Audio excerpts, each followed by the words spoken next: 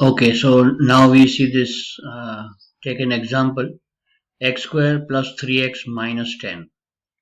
Now since we have a minus here, that means one of the factors will be plus, the other factor will be minus.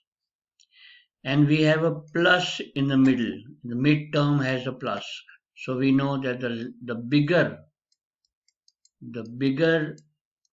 factor will be positive. So we know that both the factors, one of the factors will be plus, the other will be minus, and the bigger of the factors will be plus. So that is what we already know. Now we have 1x squared plus 3x minus 10. So 1 multiplied by 10 is equal to 10. And what are the factors of 10?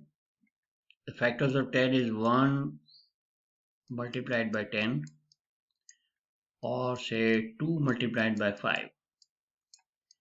Now we have 1 plus and 1 minus. So let us take 5s plus and 2s minus.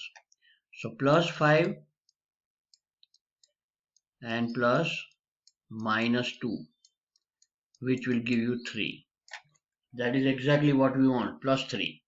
Plus 3. Okay, so now we split the middle term and write the x square plus 5x minus 2x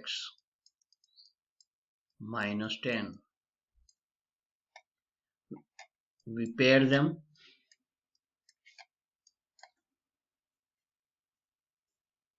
and take out x from this. We get x plus 5. From here we take out minus 2 and we get x plus 5. So from this we take out common x plus 5 and the other will be x minus 2.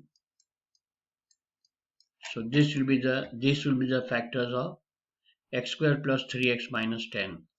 If you write it like this, it will be x square plus 3x minus 10.